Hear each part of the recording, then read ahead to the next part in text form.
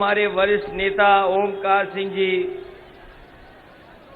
यहां पर उपस्थित विधानसभा के अध्यक्ष नवाब सिंह यादव, समाजवादी पार्टी के जो हमारे प्रत्याशी हैं, गुन्नौर के प्रत्याशी पूर्व विधायक राम खिलाड़ी जी, बिसौली के हमारे समाजवादी पार्टी के प्रत्याशी आशुतोष मौर्य जी और यहां के नौजवान प्रत्याशी ब्रजेश यादव, मंच पर उपस्थित साल शेरवानी जी,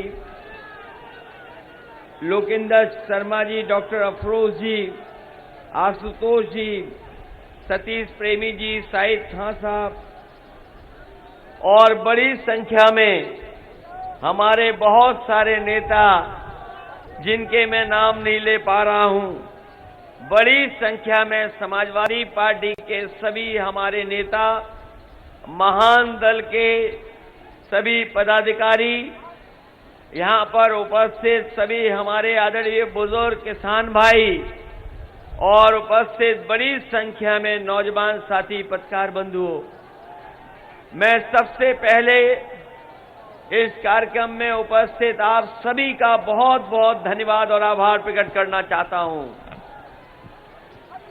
मैं देख रहा हूं पूरा मैदान जहां भरा हुआ हमें दिखाई दे रहा है, वहीं सरों पे जो लाल टोपी हमें दिखाई दे रही है, न केवल हमारा मैदान भरा है, दीवालों पे भी बड़ी संख्या में लोग दिखाई दे रहे हैं, छतें भरी हुई हैं और हमारे कुछ साथियों ने साइकिल की ऊंचाई बढ़ा दी है पीछे। मैं देख सकता हूं कि बड़ा उत्साह और जोश दिखाई दे रहा है और ये उत्साह इसलिए दिखाई दे रहा है कि जो चुनाव का परिणाम आना था 10 मार्च को, जिसको भी पता होगा, जानकारी होगी कि जब पहले चरण का वोट पड़ा है, पहले चरण की जनता ने ही फैसला सुना दिया है। जनता ने इंतजार नहीं किया 10 मार्च का, पहले चरण की जनता ने 10 फरवरी को ही परिणाम बता दिया कि आने वाले समय में गठबंधन की सरकार आने जा रही है। और ये दूसरे चरण का जो चुनाव होने जा रहा है, जिसमें आप लोगों को भी वोट डालना है और बदायूं के लोगों को, संभल के लोगों को, मुरादाबाद के लोगों को, बताओ बदायूं के लोगों कितने वोट से जिताने वाले हो और सीटें कितनी जिताने वाले हो। इस बार तो लग रहा है पहले से ज्यादा तैयारी है, एक भी सीट कोई दल नहीं जीत पाएगा, पूरा सफाया होने जा रहा है। बताओ सफाया होने जा रहा है कि नहीं होने जा रहा है। और इधर तकलीफ परेशानी का सामना करना पड़ा। यहां पर किसान भाई होंगे, खाद लेने गए होंगे, तो बताओ खाद मिल गई क्या? और अगर खाद की बोरी लेकर के भी आए होंगे तो बोरी में से चोरी हो गई कि नहीं हो गई? बीजेपी के लोग कहते थे कि हमारे गरीब हवाई चप्पल में चलने वाले हवाई जहाज पे चलेंगे, और जब से सरकार में आए हैं डीजल पेट्रोल इतना महंगा कर दिया है कि हमारे गरीब की गाड़ी और नौजवान की मोटरसाइकिल नहीं चल पा रही है। पेट्रोल 100 से पार हो गया कि नहीं हो गया? और ये भारतीय जनता पार्टी वाले आ गए तो हो सकता है पेट्रोल 200 से पार हो जाए। ये भरोसा है कि नहीं है? समाजवादियों पे भरोसा है कि नहीं है? इसलिए सावधान रहना भारतीय जनता पार्टी से। ये सत्ता में आ गए, अभी तो 100 रुपए लेके गए हैं पेट्रोल, इन्हें मौका मिल जाएगा तो 200 पार करा देंगे, 200 पार। इनके भाषण सुने होंगे आपने, बीजेपी के लोगों के भाषण सुने कि नहीं सुने? एक उनके नेता कह रहे हैं कि गर्मी निकाल देंगे। सुना है कि नहीं सुना? कि उनके एक नेता कह रहे हैं कि गर्मी निकाल देंगे, लेकिन जैसे ही पहले चरण का चुनाव हुआ, उनके कार्यकर्ता नेता ठंडे पड़ गए हैं। और जब यहां पर वोट पड़ेगा तो रहे बच्चे भी ठंडे हो जाएंगे। बीजेपी के लोगों की कुछ बातें याद हैं कि नहीं याद हैं? और घर जाके सोचना, उनके जो छोटे नेता हैं, बीजेपी के जो छोटे नेता हैं, वो छोटा झूठ बोल रहे हैं। जो थोड़े बड़े हैं वो बड़ा झूठ बोल रहे हैं, और जो सबसे बड़े हैं वो सबसे बड़ा झूठ बोल रहे हैं। बताओ, भारतीय जनता पार्टी के लोग झूठ बोलते हैं कि नहीं बोलते हैं? कहा था कि किसानों की आय दोगुनी हो जाएगी। इसमें कितने किसान हैं जिनकी आय दोगुनी होने वाली है? ये गर्मी निकालने वाले समझ लें, समाजवादी सरकार बनेगी तो हमारे नौजवानों के लिए भर्ती और नौकरी और रोजगार निकालने का काम करेंगे। इधर मैं देख रहा हूं कुछ नौजवानों के हाथ में स्मार्टफोन भी दिखाई दे रहे हैं। क्या ये बाबा मुख्यमंत्री ने दिए हैं? ये जो स्मार्टफोन दिखाई दे रहे हैं, लखनऊ में तो बहुत बड़े पैमाने पे बांटे गए स्मार्टफोन, बड़े स्मार्टफोन बटे। बताओ सैसवान वालों, तुम्हें कितने मिल गए? और किसी को लैपटॉप मिला कि नहीं मिला?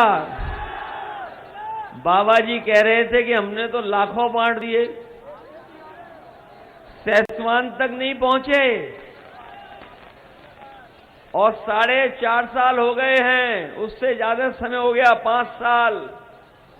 पता नहीं बीजेपी वाले कौन सी टैबलेट देते रहे जो अभी तक किसी को कुछ नहीं मिला। और कभी सोचना, ये बाबा मुख्यमंत्री क्यों नहीं दे रहे लैपटॉप? ये बाबा मुख्यमंत्री लैपटॉप क्यों नहीं दे रहे हैं? क्योंकि वो चलाना नहीं जानते।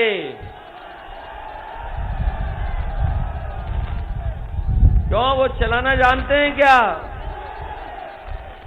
और इधर सुनने में आया है कि अब तो वो मोबाइल भी नहीं चला पा रहे हैं।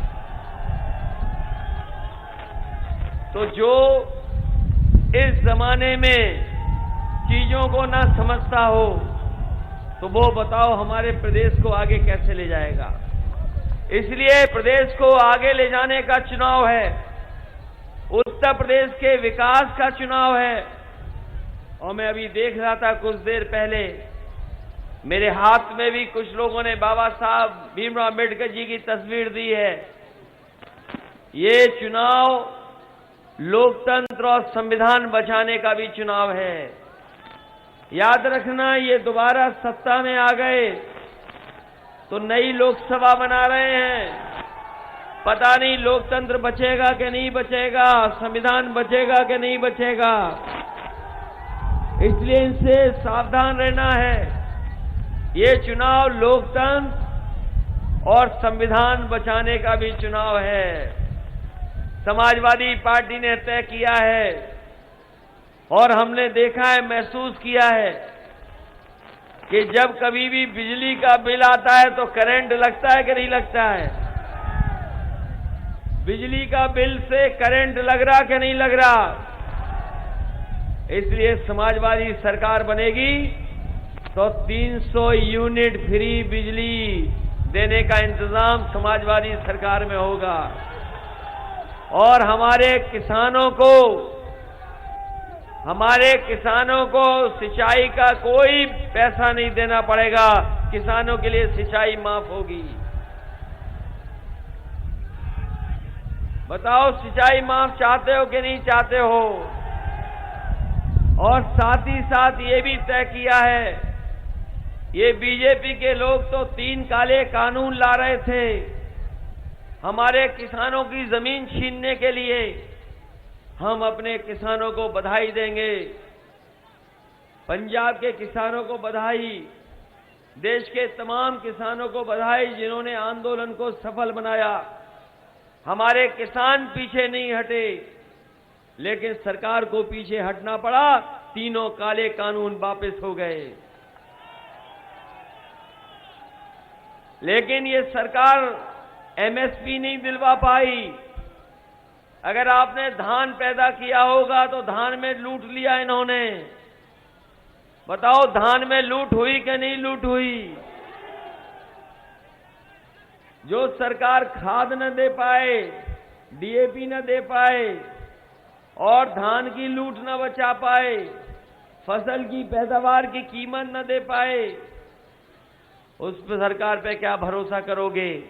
इसलिए समाजवादी पार्टी ने कहा है, मंडियां बना करके, खरीद केंद्रों को बना करके अपने किसानों के फसल की एमएसपी और सही कीमत दिलाने का काम समाजवादी सरकार में होगा। इसलिए साथियों, आज सवाल महंगाई का भी है, सवाल बेकारी और बेरोजगारी का भी है। मैं देख रहा हूं कितनी बड़ी संख्या में नौजवान हमें दिखाई दे रहे हैं। ये नौजवान ही नौजवान दिखाई दे रहे हैं। और हो सकता है इसलिए नौजवान दिखाई दे रहे हो कि आपका प्रत्याशी नौजवान है। इसलिए मैं आपसे कहना चाहता हूं, इतने बड़े पैमाने पे बेरोजगारी कभी नहीं आई। किसी के हाथ में काम नहीं है, रोजगार नहीं है। नौकरियां जो निकलती थी फौज की, पुलिस की, वो सब बंद कर दी। नौजवान अगर परीक्षा की तैयारी कर रहा था और अगर परीक्षा देने गया तो उसकी परीक्षा रद्द हो गई या पेपर लीक हो गया। ये सरकार पेपर नहीं करा पाई, परीक्षाएं रद्द कर दी। हम अपने नौजवानों को भरोसा दिलाना चाहते हैं, समाजवादी सरकार बनेगी तो चाहे फौज की नौकरी में भर्ती करानी पड़े, पुलिस की भर्ती करानी पड़े, चाहे हमें पर्यावरण के, फॉरेस्ट के विभाग में अलग से पर्यावरण की रक्षा के लिए सेना बनानी पड़े, और सरकार की जितनी भी जगह खाली हैं, जितने भी पद खाली हैं, लाखों लाख पद खाली हैं, उनको भरने का काम समाजवादी सरकार में होगा, जिससे हमारे नौजवानों का भविष्य बेहतर हो सके।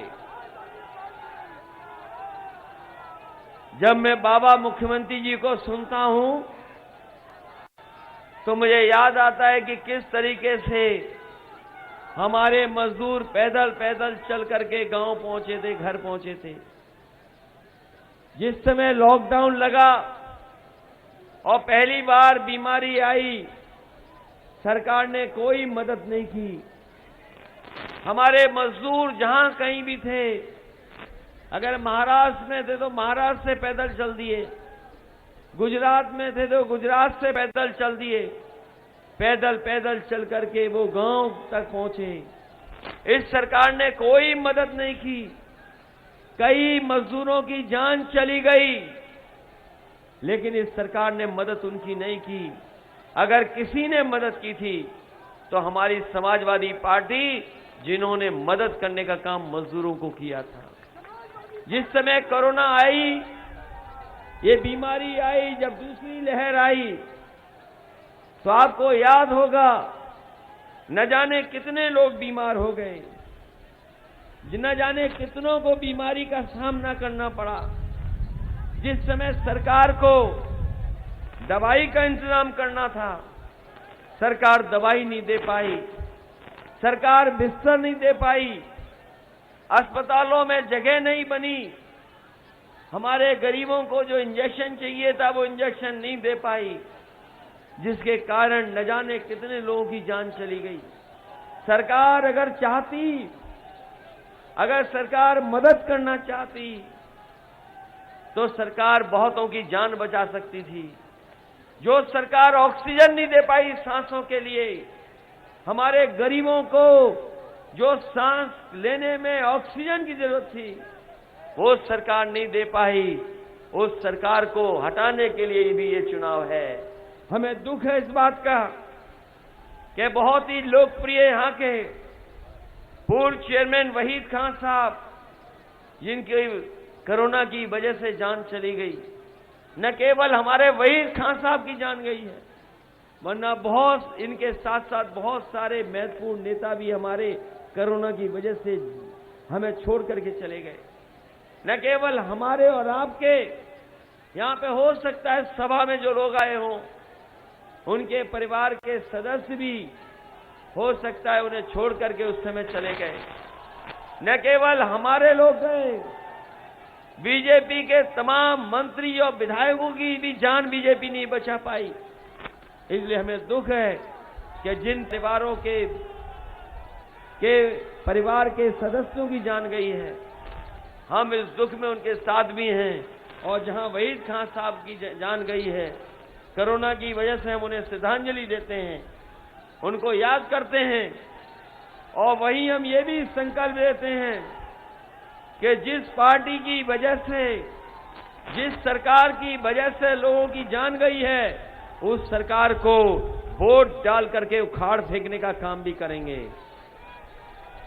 इसलिए सहसवान के लोगों से मैं निवेदन करने आया हूं, हम अपने राम खिलाड़ी जी के लिए भी निवेदन कर रहे हैं, आशुतोष मौर्य जी के लिए भी निवेदन कर रहे हैं।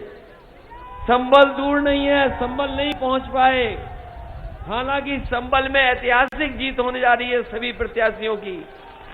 इसलिए हम आपके माध्यम से समाजवादी पार्टी के प्रत्याशियों के लिए जहां जहां मैं नहीं पहुंच पाया हूं, वहां सभी प्रत्याशियों को जिताने की मैं आपसे अपील करता हूं और आपके माध्यम से अपील करता हूं कि उनको भारी बहुमत से जिताएं।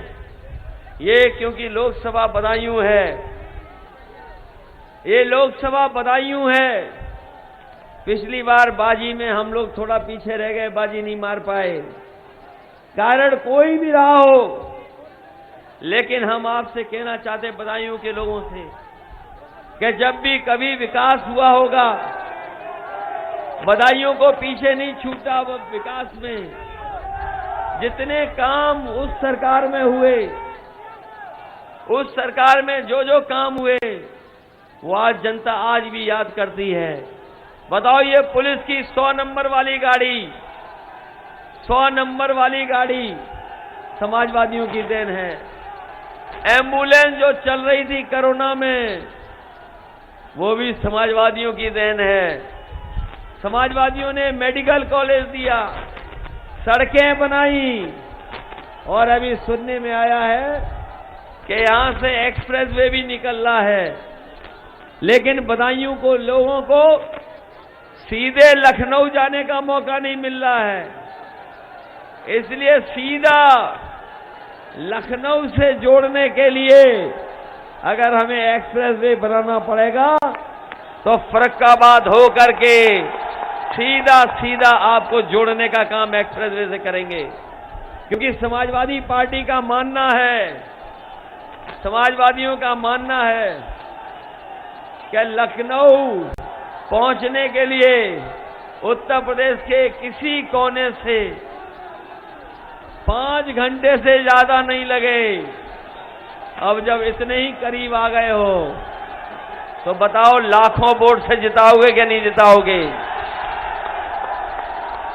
ये सहसवान विधानसभा ऐसी है जिसका हिसाब किताब लगा लो वोटों का तो लाखों से जीत सकते हो।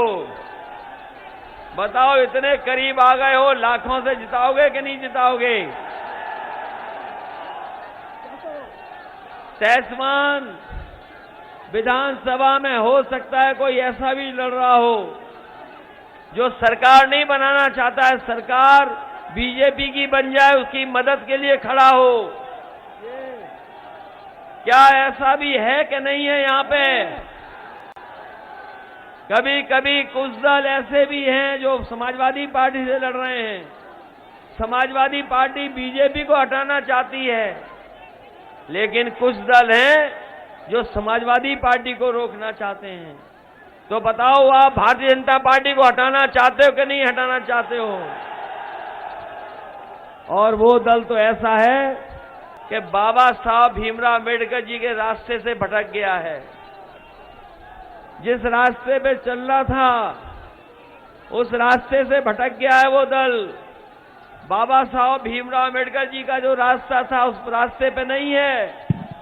इसीलिए उस दल के बहुत सारे लोग समाजवादी पार्टी में आ गए हैं। मैंने कई मौकों पर कहा कि अगर संविधान बचाना है तो हमें समाजवादियों को अंबेडकरवादियों के साथ मिलकर के और अंबेडकरवादियों का भी सहारा लेकर के हमें उत्तर प्रदेश में बदलाव लाना है। इसलिए आप सबसे अपील करता हुआ, नौजवानों, आपसे विशेष निवेदन अपील करता हुआ कि अपने भविष्य का चुनाव ये समझना। बताओ, अपने भविष्य को बचाने के लिए वोट साइकिल पे करोगे कि नहीं करोगे? लोकतंत्र को बचाने के लिए वोट साइकिल पे करोगे कि नहीं करोगे? और बदायूं, संभल, इस बार पीछे मत रहना। और हम गुन्नौर के लोगों से कहना चाहते हैं, राम खिलाड़ी जी को बहुत वोट दिया आपने। सुना है वहां बाबा मुख्यमंत्री आए थे, विकास के लिए कह के गए।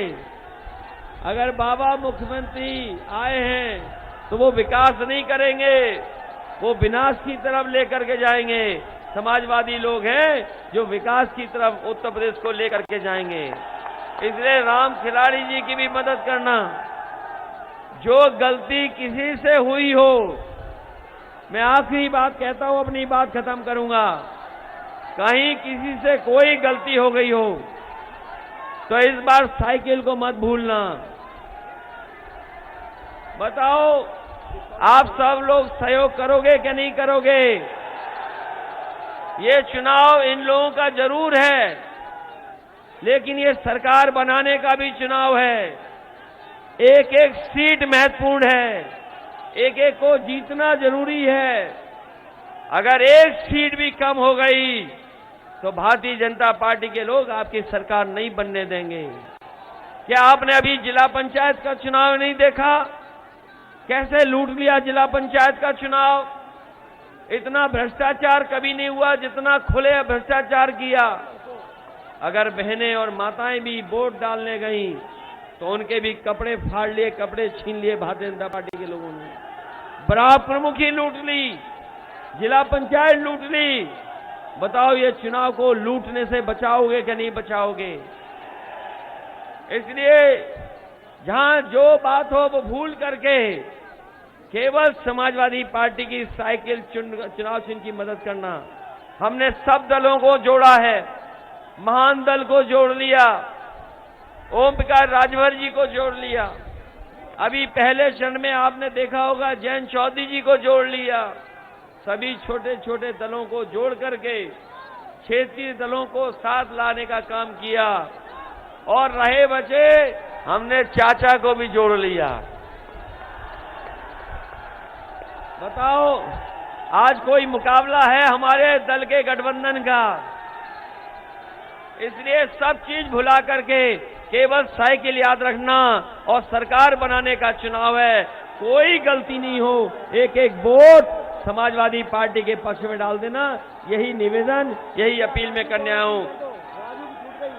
आशुतोष जी का, मौर्य जी का मैं कई बार कह चुका हूं, बिसौली के ब्रजेश जी का, राम खिलाड़ी जी का। जाना तो सबसे बड़ा बोझ का होत है कर्जा का बोझ। अरे ये तो भला हो जो भाजपा आई और हमारे जैसे 86 लाख